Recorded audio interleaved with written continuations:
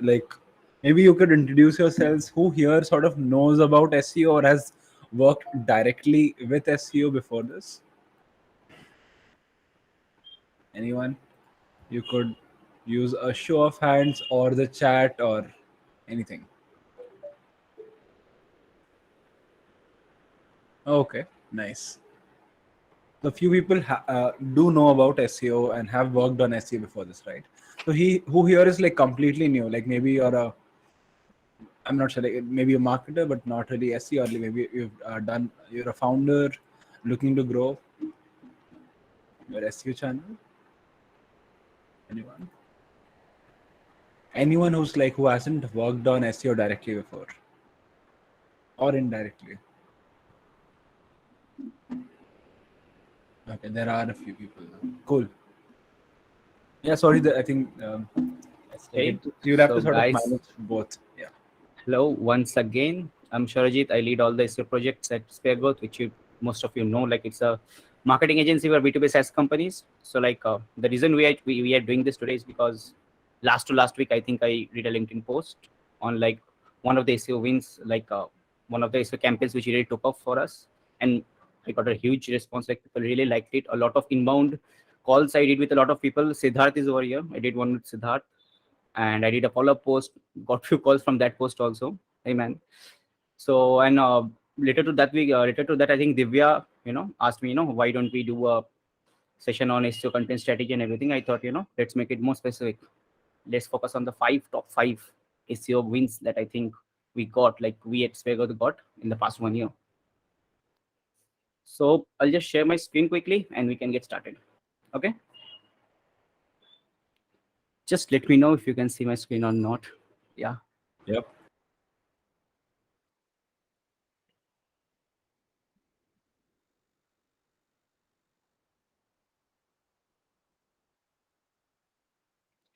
I think I'll have to share my entire screen. Just let me know once it's visible. We can see the slides. Yeah. Oh, okay. So yep, as I told you, the topic was particularly top 5 SEO wins in past 1 year, particularly with B2B SaaS companies. As I told you, we only work with B2B SaaS. To show off a little, these are some of the brands that we have impacted and we have worked with in the past year. Some of the really exciting people I've met, head of marketing, head of growth and all. Going past to give you a bit idea of how the structure of the session will be. So there will be 5 wins. Each one of you will cover 10 minutes on them. 8 minutes of GAN from my side, 2 minutes of Q&A. We'll try to finish it in 50 minutes, giving us a 10 minutes of buffer time. Good. And Ishan, and Divya, just let me know if I'm going too fast. Okay. I have a bad habit of doing that. Yeah, you do. Yeah, sure. Yes.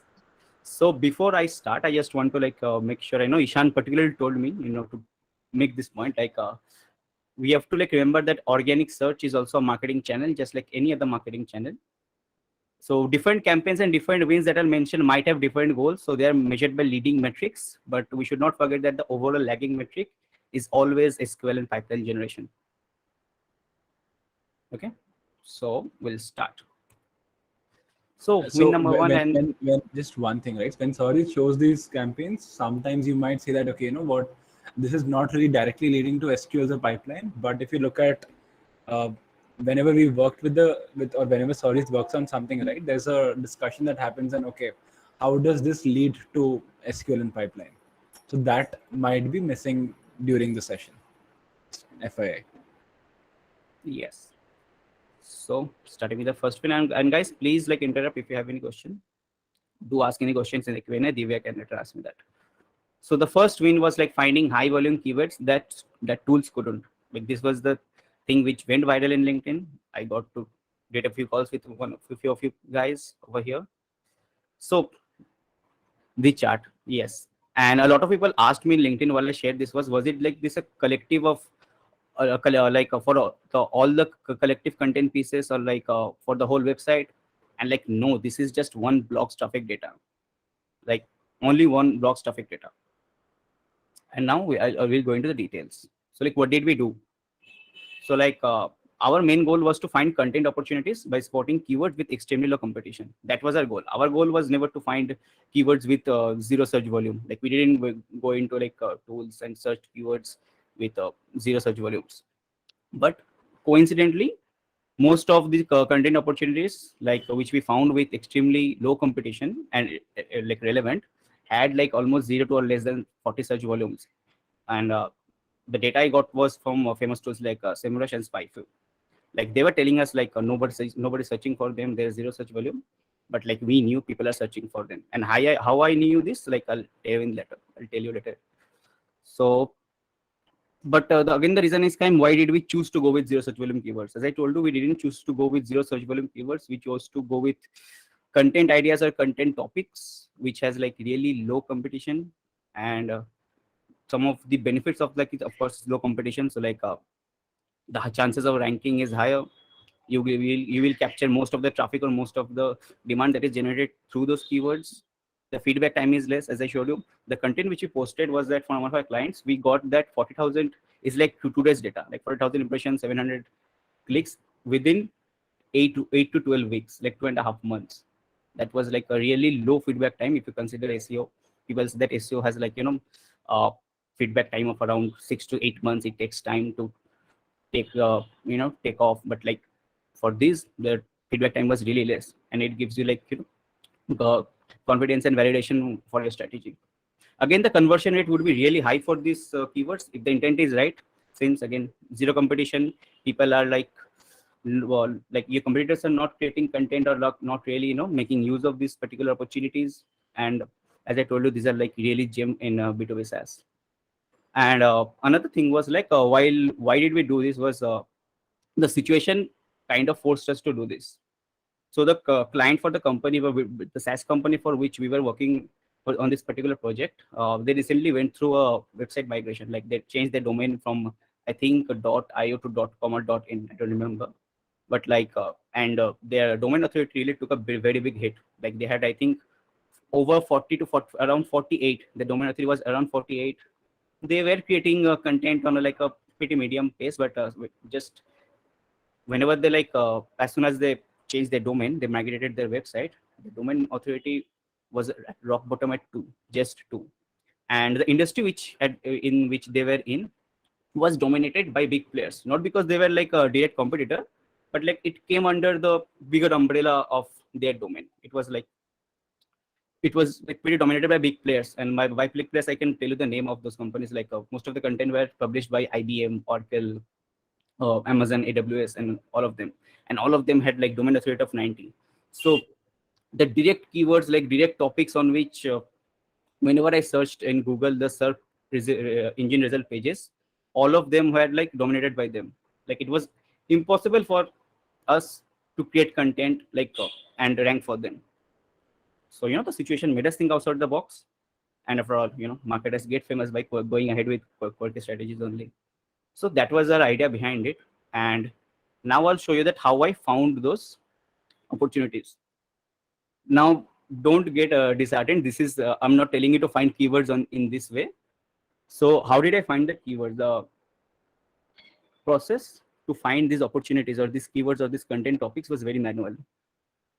Okay, I used to export keyword data for our competitors. I remember like 4 to 5 competitors, around 500 to 1,000 keywords, relevant keywords for the domain that I was targeting.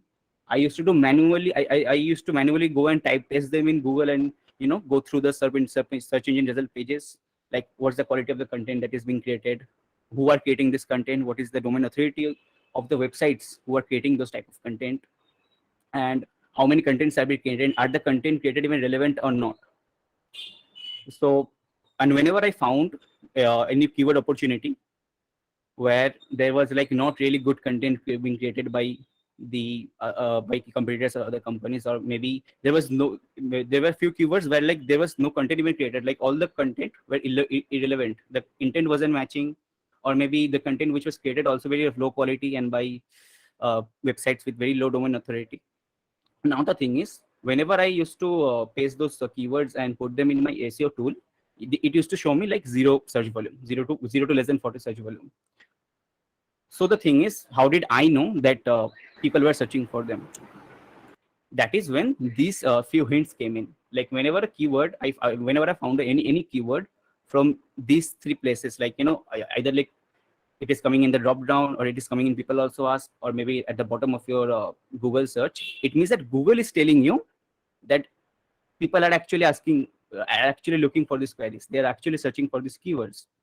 And for SEO, I think Google is the most authentic, most authentic. I don't know what do you say. Like Ishan has a better word for it. Every time he says me like the best place to go for. Yeah, so Like only Google has real data on what is being searched. Every other tool uses clickstream data or all these other places to get data from, which is not really data that you can trust. So only Google has data, and that's Google uses that data to populate these places, right? Because they want to show relevant recommendations. I mean, yeah, SEO like how SEO tools estimates or tracks keyword. That's like a topic for another day. But yeah, this is like the best place to like understand that if is there a demand for a certain set of keyword or not. So the tools we used were mostly SEMrush, Spy4, Moz. Again, I did not use these tools to find keywords, but to see that what is the keyword difficulty, or like what's the traffic and all everything. And Moz I used only for domain authority. But the most important tool which I used was my hands. As I told you, it was an extremely manual process. I used to dig through 400, 500 keywords through the week. I used to, like, after digging around 100 to 200 keywords, I used to only find 2 to 3 such opportunities where like there was a really good opportunity for our client. And you can see my hands are red. Ishan, please make a note of it. I work really hard. Yeah, I'll send you lotion, man. Company sponsored lotion. So yeah, anyways, like this was the first win. This was the thing, like I think the thing which went viral in LinkedIn. A lot of people like inquired me. They wanted to know like what was the idea, what was the strategy I went with. Siddharth another one was like someone from Peoplebox, as another HR tool software. Another one, another from USA, I think. They had a really listed startup founder. He reached out to me, had a lot of calls, met some amazing really people. So yeah, this was it. So guys, if you have any question, like please ask me now. Hi, I have one. Yep. My Please tell me. question is, when you do these searches on Google, do you use VPN if your target audience is, let's say, US or UK? Would you use a VPN to search in US or UK, or would you still search from India?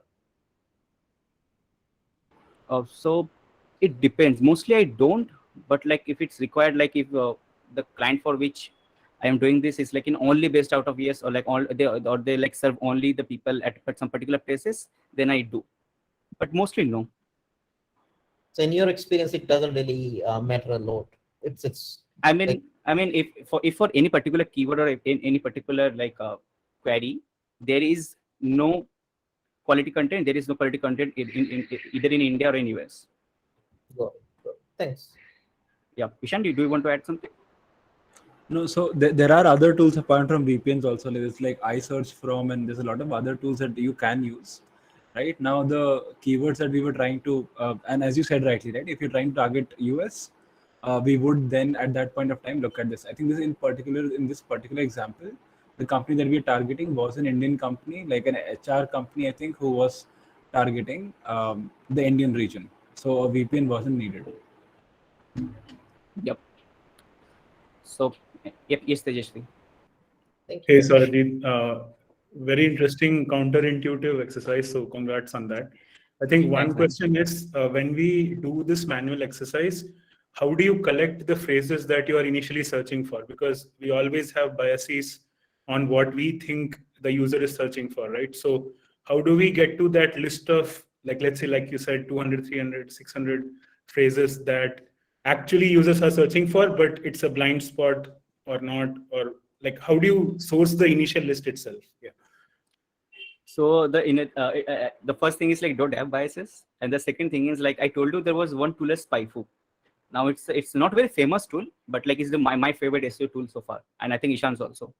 So there is one feature in that particular tool, like you get to know all the keywords that any particular web page, not website, a web page is ranking for. Okay. So in my mind, I used to decide, okay, today I will do research for my I will do research on this particular topic or this particular segment for my client. Let's say it's an HR software. So let's say today I decided today I'll do research on people analytics or people analytics software, people analytics dashboard. So I go and search on Google and I look for relevant pages, relevant people who are like creating content or like relevant other competitors for that particular domain. And I pick up the best of the best, how do I say it? Best of the best competitors or like who people are creating really good content, and I export all the keywords. And over there, the tool itself segments the keywords into different categories. So that helps me to, like bucket those keywords and like go have a like process or a flow in my research. So I'll try and answer that. I'll rephrase what Sourajit said, and then I'll add a bit to it, right? So one, use Σᴘᴜᴜᴜ, look at competitors, it buckets everything. You can look at the themes, and those themes can be very good starting points. Since as we said, our target is SQLs, MQLs, SQLs pipeline. We know what to, what can we maybe try and start from. Another way, nuance that comes here is how are our competitors performing, what is working for them, based on what is working for our competitors, or based on how high we are in, how does our website stand in front of our competitors. We can go for more aggressive keywords or more longer term keywords, right? So based on that, we need to change where it starts. Yeah, so those are like, does that sort of answer your question, Tejasvi? Yeah, I have a follow-up, but yeah, thanks, man. This helps. I'm just making notes. I'll get back to you maybe on Slack later. Yeah, thanks. Oh, sure. Yeah. Sure. Yeah, Yep. George. Yeah, thanks, Sourajit. I think last question that we can take for this though. Yeah. Yeah. George, Can you hear me? hey. Yeah, I think Yes. this is a good starting about the SEO 5 wins which you are mentioning. So this is about the first win which you are saying about the zero MSV, right? So when you're saying like when you manually go ahead and search for these Google recommended keywords, so what do you see? Does that really have zero search volume, or does that have a good search volume? I did not get your question. Your voice is a I'll bit... answer that question. Sorry, can you go back to the screenshot that you shared? So George basically asked, when it says zero search volume, does it really have zero search volume? Right? Can you go back No. to The Google. So it is basically identifying those keywords. It is instead of tools, you'll generally use the Google recommended keywords. Go Yes. manually search it, right? So these Google recommended keywords which we have, right? The phrases which Yeah. Google shows us, does that really have search volume, or so Google recommended keywords are not a search volume keywords, or is it just a zero search volume keywords? Is my question. Like, So hope you got this. is that okay if I answer that just for time, because we are Sure, at 20, sure. right? So when Google recommends something, right, so based on what you are typing, right, there is a domain, there is relevance, there's a lot of stuff that Google looks at. Now, based on, let's say you are typing something in a, and whatever you're searching for has that entire set of keywords has very low search volume, right? So the Google will show whatever has the highest search volume amongst that, right? So basically, in your domain, for example, when we used to work at Heridis, I used to work at Heridis with George. I would do a lot of searches for some keywords, but for example, if you also look for any search volume or any keywords for, like, let's say B2B software keywords, right? Search volumes are pretty low. So the stuff that you get will be the highest amongst what is there. So I cannot say that, okay, will these have 50 search volume or will these have 5,000 search volume? That's the biggest drawback of this method, because you don't know. But amongst that domain, those have the highest, or they have a higher search volume, and they definitely have some search volume. Otherwise, it won't show up there. So it's definitely not zero, and it's higher in whatever is available. Yeah, thanks. Okay. Okay. So George, does that answer your question? Yeah, sorry. Thanks. Okay. So coming to the next win, this is not a very popular SEO win or like an SEO offering. That is like successful website migration, 3x the traffic recovered within 12 weeks. So for those for you who don't know, I decided not to cover any basic SEO basics in this particular webinar, but still, just for the sake of it, what is a website migration is whenever you change your domain from .io to .com, or like you're changing your URLs in bulk, or like say there's a subdomain migration, or like there is a website design with URL changes. That is when we call it as a website migration. And when you are migrating your website, you have to make sure that there is really good SEO support, so that after migration of the website, your website doesn't break and you don't lose traffic. But now the thing is, what happens after you migrate your website? You lose traffic. The most common thing, like as soon as, like as I told you, for our client also, they migrated their website from .io to .com, and their DA went from 48 to 2. They lost a lot of that, and people usually lose their traffic, they lose their backlinks, they lose their domain authority. So things just go crazy. But let's see, and this is just some of the snapshots that I collected from Reddit threads and Google, actually, to show you Google Search Console data, like what happens after migrate your website. You can see like it's a very steep drop, like from 200,000 traffic to like less than 20,000, I guess. Yeah, but let's see what happened with our client. I'll show you data, like live data. So this is like how much traffic our client lost. So they did their migration exactly on 26th January, Republic Day, I remember. And this is the data for 11 January. That is, they're getting 205 traffics every day, along with the 4,000, something around 4,400, 4,500 impressions daily. And this is the data, like I think 23rd, like just day before yesterday. That is, currently they're getting over 500 clicks every day with 14,000 impressions. That is, they were able to increase their traffic by 2-folds and their impressions by, although I don't like impression as a metric, but like still, it's a good leading metric. Sorry, not by leading in that manner, but like by almost 3-folds. So what did we do? Like that resulted in this. Just one thing to clarify: why are there two graphs? Because when you change, when you have a domain property, right? When you change your domain, you have to create a new domain property for Google Search Console. That's why there are two graphs. In case someone was wondering. Yeah. Thanks. So it's like, what did we do? We did nothing but just created our own in-house SEO migration checklist. Now, Ishan is a person who hates checklist. Like he hates checklist and like textbook marketing. But still, we went ahead and we created our own SEO migration checklist, and we made sure that that we truly abide by the checklist even before the pre-migration and even post-migration. Now, I was supposed to create this checklist and in an infographic format and share with everyone, but I wasn't able to do it. But I promised myself that I'll do it by the end of this quarter. Some of the important points from the checklist which results in disasters are like very, very small points, and very commonly I have seen them personally, people missing them, is like the most common is redirecting old URLs. So let's say you have changed your URL structures in bulk. So the most common thing, that mistake that your web developer does is like he or she or them doesn't redirect the old URLs to the new URLs, and suddenly everything breaks. The next point is like make sure like your analytics or like Google Analytics or like tracking of your website is working. The third one would be another very important thing that we actually figured out on our own. That is, export all the places where you have backlinks pre-migration only, like before migrating the website. Have an export of all the places where you have backlinks, so that after the migration is done, you can sort them priority wise, like which are the most important backlinks that you have, and you can later upgrade them. And actually it worked. Like the same client which I was telling you, they were able to regain 100% of their, I think like now they have even more DA within 12 weeks. Like within 2.5 months, they were able to regain all of their domain authority back just by doing this.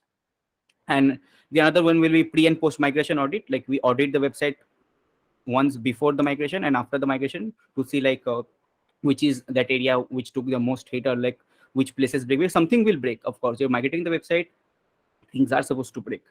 But but these things help you identify and work on them as soon as possible, so that there is least, so that your website takes the least amount of it. Also mention the drop analysis. Yes, we also do a drop analysis like after I think 3 months, Ishan, right? Yeah, exactly after 12 weeks after the migration is done, we do a drop analysis to let the stakeholders know like how their website is performing, which type of pages are like working, which type of pages took the hit, is there any things to worry upon, and what's working, what's not working, and what should be the next step. Yeah, that is what we do. I haven't included that here over here, but yeah. Again, tools we used: Moz, DeepCall, Google Search Console, Google Analytics. Very basic. DeepCall is a very good tool if you are into advanced SEO and you want to audit your sites and all.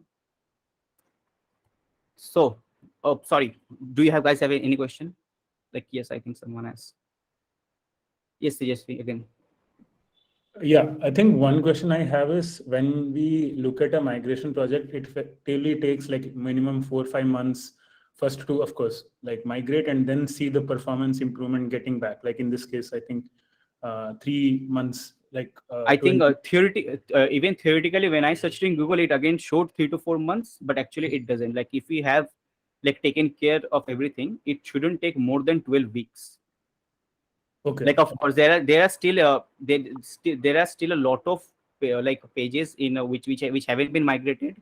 Like those are like the low, like not so important pages, but like most of the important pages that are like product page, your services page, your important doc pages, home page, they have been migrated and they have been doing really good.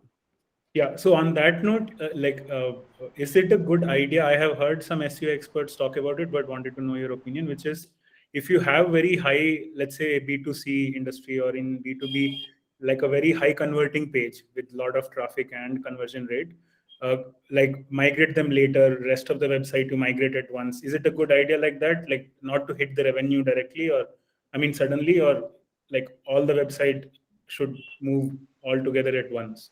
Okay, so like Ishan has this theory, that migrate to your website in when it's like down quarter, mostly be in December. So he'll explain you that. So the migrate them later is a pretty interesting concept. I actually hadn't heard that. Thank you for sharing that. We haven't. I honestly do not know. Sounds like an interesting idea, but the point is, as soon as you migrate, right, from almost the next week onwards, what we start doing is we start moving all the backlinks away from the old to the new. Also, we've already submitted in Google that, hey, this old website, don't look at that. So I'm sure there's going to be a drop anyway. We haven't tested it, so we cannot say. But yeah, like it's a pretty good pretty good thought process. Maybe we could try it out, but I don't know the answer personally. But Yep. Yeah, I couldn't try it out. I just heard, I think maybe 2-3 years back when I was in a migration project, but we didn't implement it because we were too risk-averse at that time. But yeah, got it. So how we migrate, right? In a week after the migration or 2 weeks, we have everything prepared in a way that all your backlinks that can be moved are moved away already. Got it. So like we're well prepared for that. So the old domain is not worth as much as it was. So. Yes. Anyone else? I'll just okay. It's already time. I'll go to the next one. Sure. The next one is like recently this issue have been a point of discussion, a topic of discussion for a lot of SEOs and a lot of website owners. And I think I was able to solve it for our own website. That is the indexation issue. Now, SEOs hate this. Like, and recently, I don't know why, but a lot of people have been experiencing this, that your pages are getting crawled but not getting indexed. They're getting discovered but not getting indexed. And whenever your page is not getting indexed, means it is not ranking, it is not getting impressions, which means it's not getting traffic, and you're losing out on demand and traffic.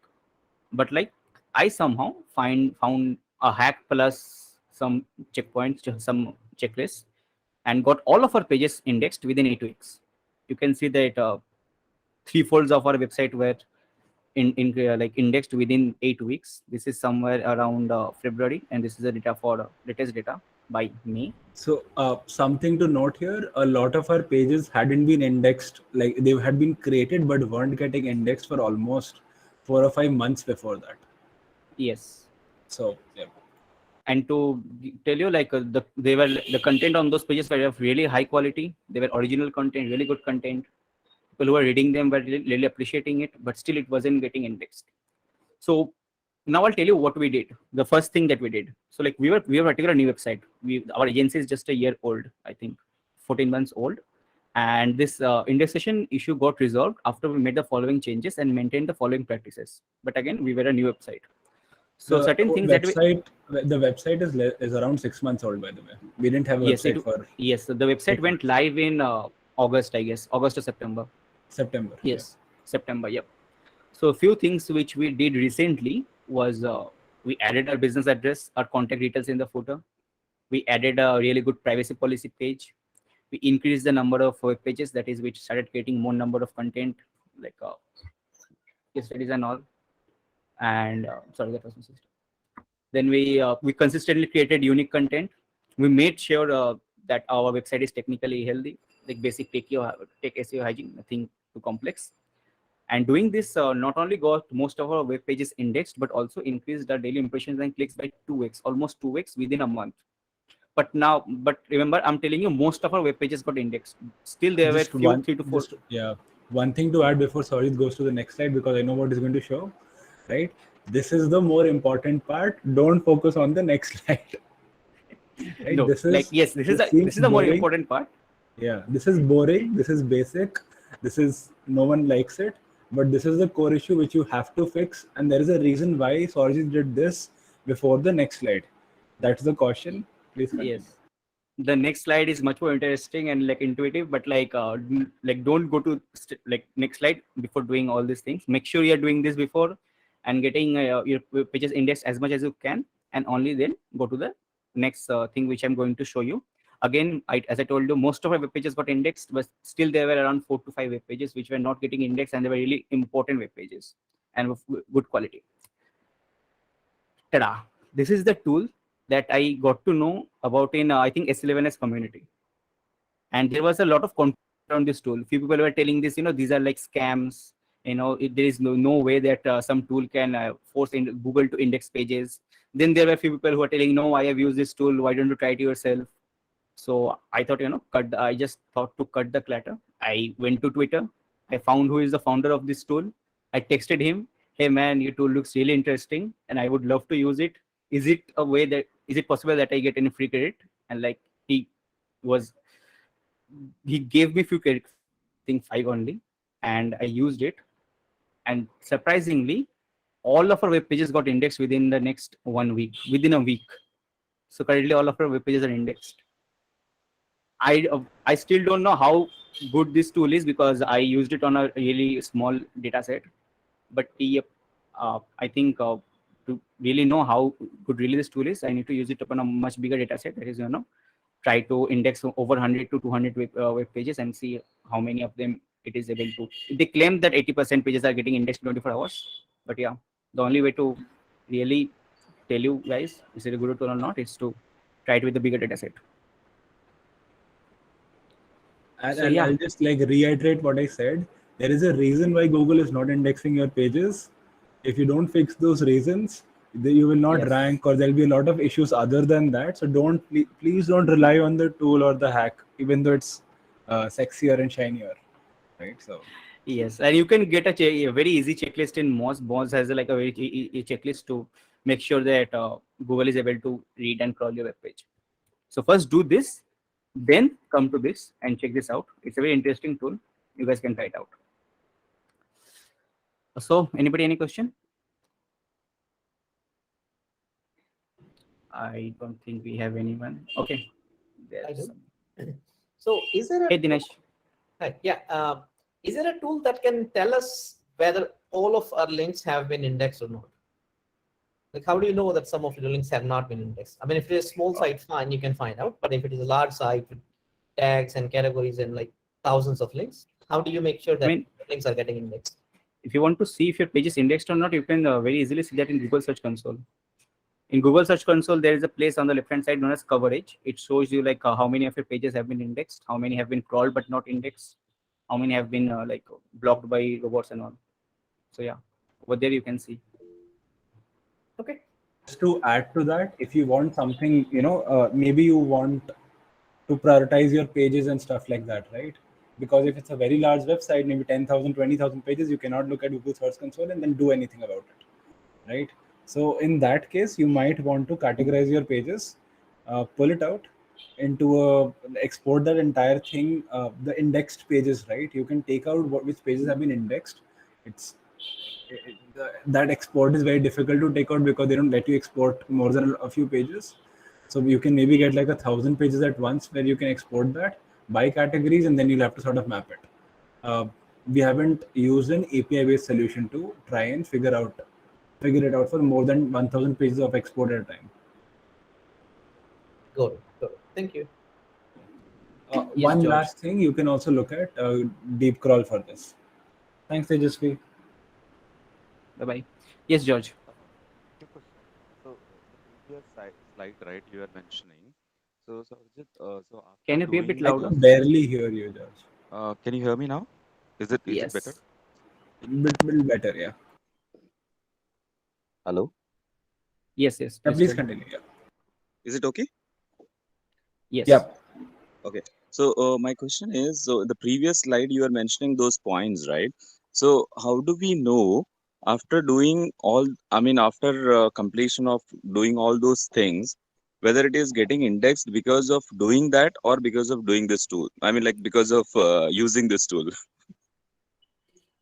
Okay, I so like, there is no particularly hard and fast way to know that, but like like you do something, then you wait and you see a certain rise in the chart or graph, and you but realize, okay, there are maybe. possibilities, right? I mean, like Sourajit, there are Yes, possibilities, like doing all those I, things, and there are chances like it may get indexed, but not because of using this tool, right? if you look at the post that Sorry posted to come to this session, the first line is I recommend him not to start his career in SEO. This is the major reason why not to. Your efforts it's very hard to attribute your efforts to the results. It's very hard to attribute a lot of stuff. The feedback loops are very long. You cannot run a lot of experiments. You cannot learn marketing as quickly as you can do in a paid or any other marketing channel. So I still don't think people should start their careers in SEO. But Yeah. but what do you think? It is because of that, or it could be because of the tool, or it's like both. Like, I mean, like So Sourajit did all of the other things first, and then we waited for a while, and then after he used the tool, within a week it happened. So in this particular case, it was mostly, I mean, it was probably a combination of the two, or mostly because of the tool. We Also, the tool tells you like the page got indexed or not, and they like include a snapshot from Google. So yeah, the tool tells you that the web page got indexed in Google or not.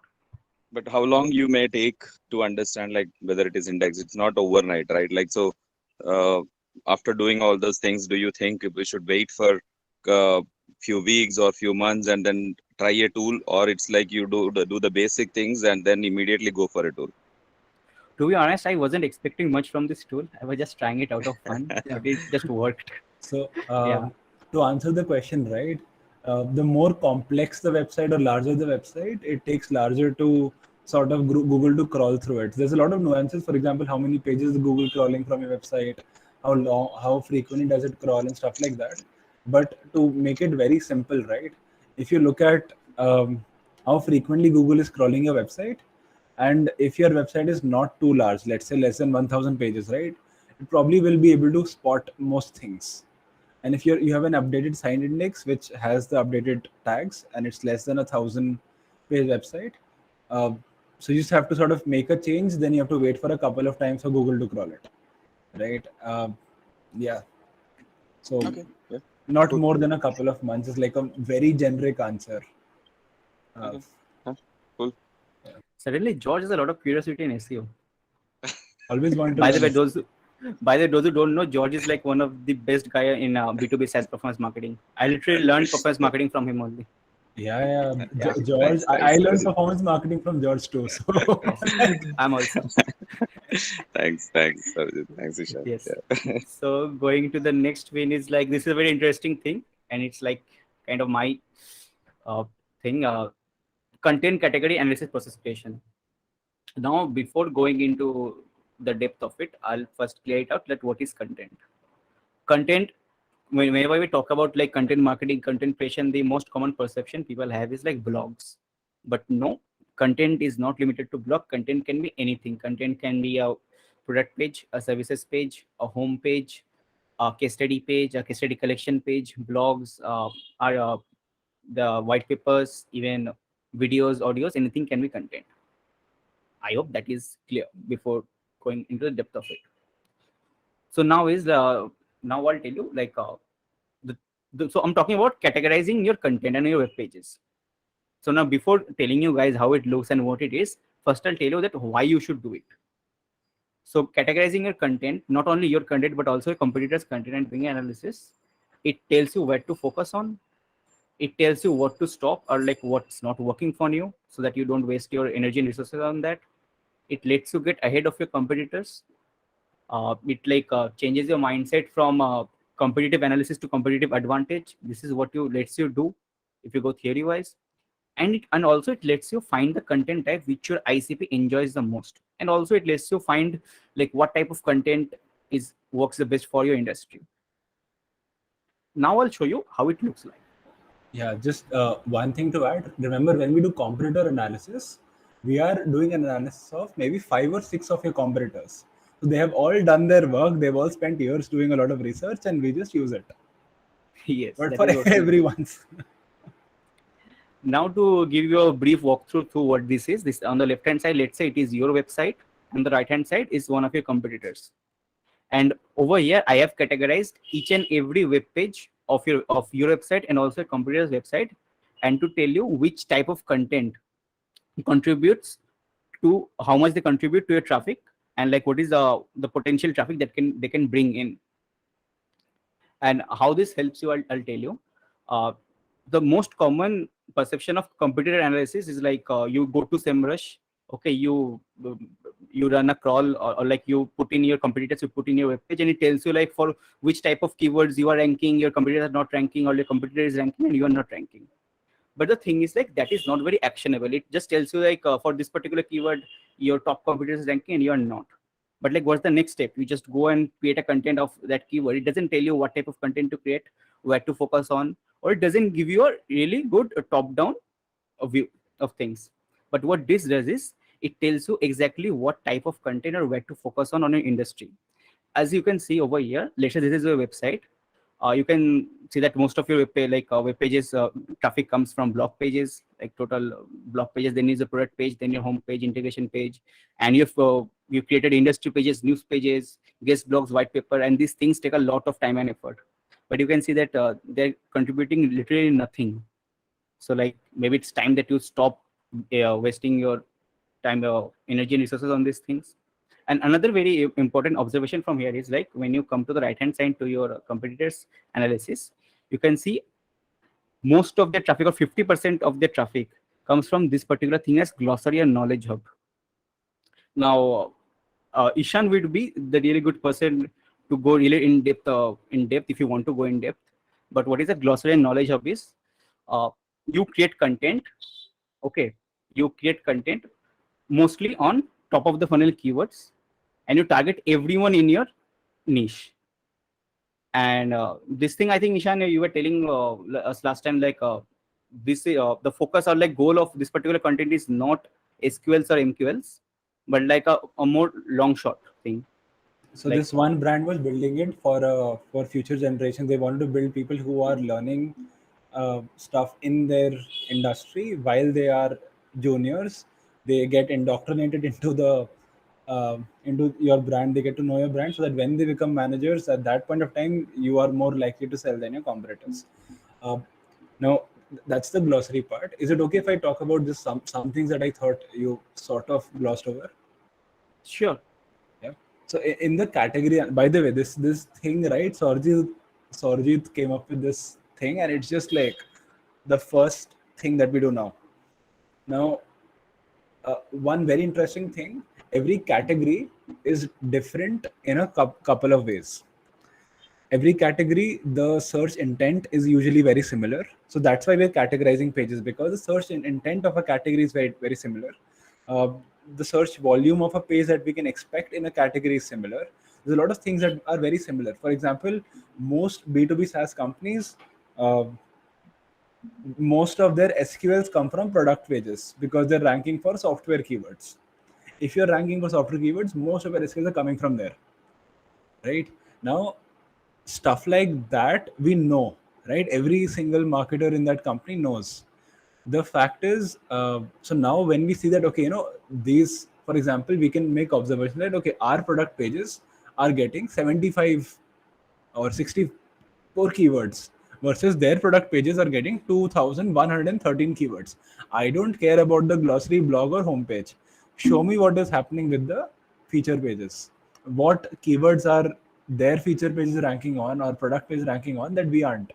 Right? So what are the keywords are they? So now we can either improve our product pages or we can make duplicates of our product pages with very similar pages, and we can do very cool stuff like this. Or they have industry pages, we don't even have industry pages, right? Or they have these, or and then we can do analysis like, okay, we want to create industry pages. Which industry pages amongst all of our competitors are working the best? Most probably, right? Then okay, amongst these industries, which ones do we want to cater on? Now we can do the analysis of, okay, if we want to create an industry page, how should that look like for SEO? So that analysis that we can do is not something that others are doing. Others are just like trying to go for keyword, blog, and like this is completely different than, like, it's not even the same thing anymore, right? So Yeah. yeah. It's a very interesting thing actually to do, but a very manual task. So Yeah. to you again, the tools which I use mostly is for Σᴘᴏᴜᴜᴜ, Google Search Console, and Moz. And again, the most important tool, my hands. Yeah. So Yes, the it's again problem it has with a this and why tools cannot do this is because categorization of pages cannot be done by a tool automatically. Because most websites that we have dealt with don't have a very good URL structure. Even if you yes. have URL structures, it's still like tools aren't able to build, don't have that function inbuilt. It's FYI. A very good insight is like this is like, let's say, your page and the competitor's page, and this particular website has very less number of pages, less than 500, and they have over 3,000 web pages. But it took me an hour to categorize these web pages and only 15 minutes to do for them, although they had 30,000 web pages, because they had really good URL structure, one of the best I've seen till far now, and they had really poor one. So yeah, if you want to save my time and effort, please structure URLs better. Yes. So yes, anybody, any question? No question? Okay, so I'll go to the last but not the least. 3 easiest ways to get backlinks. Now, 6 months ago, 7 months ago, I used to hate backlinks. I used to hate and everything. It's very easy to, backlinking seems very easy when you go and study about in like a HubSpot and like SEO Search Journal and read the articles or watch a Brian Dean video. But when it comes to sorry, real life, it's one of the most difficult nut to crack. But somehow I found 2 to 3 ways which gives you easy backlinks. The first one is profile creation. Again, not a very recommended one, but still you can start with this. Actually, you can just go to Google and like search for profile creation for backlinking, and you'll get this kind of results easily. Like, people have already created a list of places where you can build profiles to get backlinks. Disclaimer: do not expect that 70% of these links won't work. Like, either the links have been broken, or there is no place, it goes to a wrong website, or they are not accepting profile creation at the moment, or somehow or the other. So let's say if there are 150 profiles, or 150 places where you can create profiles, expect only to get profiles created for like 40 to 45 for of them. Now, this is the first method. The Also, second can you method, go back to the first slide? Yeah, before this. It says easy, right? Which means this is not a replacement for normal backlinking. These are just like, if you haven't done this, you can definitely start with this and then do the normal backlinking, right? So if SEO is easy, then this is what that means. It's not a replacement for complete backlinking. Please continue. Yeah. yes. Now the second one, and it's a bit more time consuming and intensive, is that interview submit a startup story. Again, just go to Google and type share my startup or submit a startup, and you'll find numerous websites who write stories on like upcoming startups and on upcoming entrepreneurs. You can just go to them. It's a bit more organic and a bit more authentic, but a bit time consuming, because an actual person from that particular website is connecting with you, taking your interview, writing your story, and maybe posting it on their website. Also, sometimes also post your videos on YouTube and all. So this is another quick way to get easy backlinks. You can maybe do 1 or 2 such things every month if you want to do. It also gives you a bit of PR traction. Not sure about that, but anyways. The third one is guest post utilization. Just a minute. Yes, guest post utilization. That is same thing. Go to Google and just search Write for Us. You will get n number of websites who accept guest posting. Again, very intensive and time consuming. If you have the resources, if you have writers, you can try this out. You can write content for other websites and get backlinks in exchange, but for good websites. A leverage partnership actually is the next point. I somehow added it. I don't know why it came over here. So these are the three easy methods to get backlinks, and this is the bonus method and Ishan's favorite method, that is leverage partnership for backlinks. Ishan, do you want to take it? Yeah, just one thing about backlinks. So the stuff that Sourajit shared about backlinking, you'll find in any backlinking blog. Now the reason why he shared it, dude, just tell people how you approached it, or why did it not take you as much time as it takes others. Oh, sure. Sorry, That's I the missed more that important point. part. So it did not. So as I told you, these are very time consuming, especially this one. How I approached is like I had a VA. We hired a VA. We gave VA her is all a the virtual assistant. virtual assistant. We provided her with the list. I did created like I did a demo of 1 or 2 sites by creating sites for her, and we gave her all the information that is required to create a profile. And we told her, these are the list of 1,000 places where we can build profiles. Please go and do it. And as expected, she was only able to create around only able to cover 20 to 30% of that, because 70% of the links were junk. Only so that we got she was able to build around 200 or 300 backlinks in a month, I think. Yeah. So if you want to save time, the best way is to hire a VA, virtual assistant, and delegate this stuff to them. Yeah. So like if you get a VA, right? So VAs don't charge a lot. So even like a decent VA will sort of charge somewhere around like 600-700 rupees, which is around less than $10 an hour. And in an hour, they can easily create like at least like 6 to 7 uh, profiles, right? So if they're able to create 6 profiles in an hour, you are essentially paying $100 for a backlink, right? So I mean, it comes out to be very, very inexpensive. And also none of your actual resources or actual employees are having to spend time here. So this is why we still included this. No, we're not talking about internal linking. Yeah. So this is one. So The second bonus part, method. again, like let's go to the second one. Why Sourajit recommended this, right? So second thing, and that will lead me to the fourth point, is that when you're doing backlinking, try and leverage other benefits of backlinking. Backlinking is not just done for SEO. Backlinking is something that good websites, backlinking was a signal that Google saw that good websites have. They have them because of other reasons, and then Google sort of started using that as a metric.